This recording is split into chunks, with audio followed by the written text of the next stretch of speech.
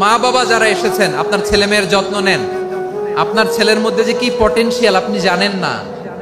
আপনার এই ছোট্ট অবুজ ছেলেটাই আগামী দিনের শায়েখ আহমদুল্লাহ হবে। আপনার হেফজখানায় পড়া ওই ছোট্ট ছেলেটাই আগামী দিনের আল্লামা মামুনুল হক হবে। আপনার ওই ছেলেটা আমির হামজা হবে, আব্দুল হাই সাইফুল্লাহ হবে।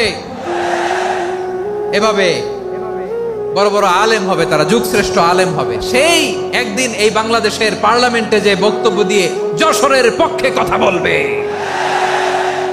আপনি জানেন না, কাউকে ছোট করবেন না আপনি, ওর কনফিডেন্স আপনি কমাবেন না, আপনি কমাতে পারেন না।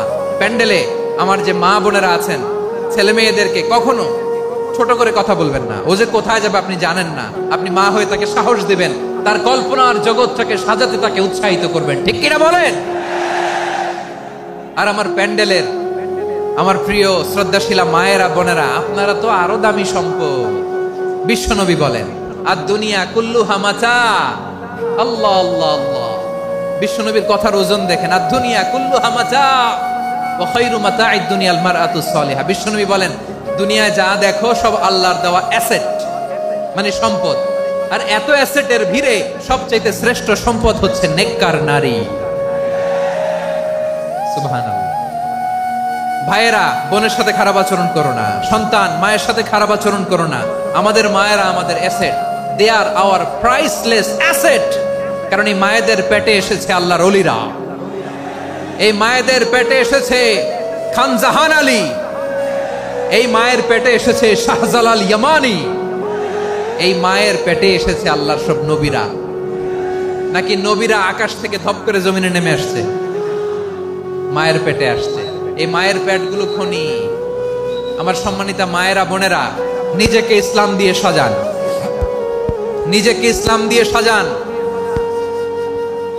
নিজেকে পবিত্র রাখুন, নিজের আব্রু ইমান ইজ্জতের হেফাজত করুন, কোরআন পড়ুন, সুন্নাহ পড়ুন।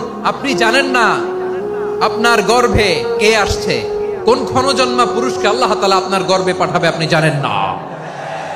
মায়েরা নিজেদেরকে পবিত্র রাখুন, ইসলাম চর্চা করুন, কোরআন চর্চা করুন, নৈতিকতা দিয়ে নিজেকে সাজান।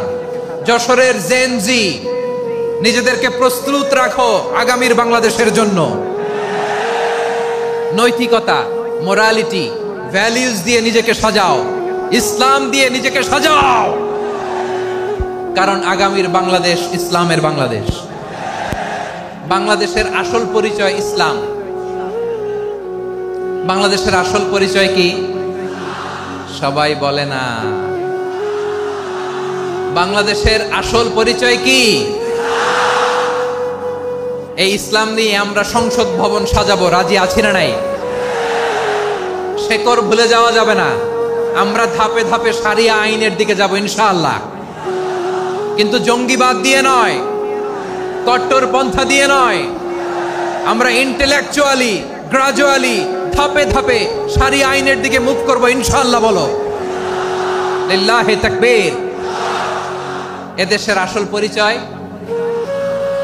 সবাই বলে না, আওয়াজ করে, এদেশের আসল পরিচয়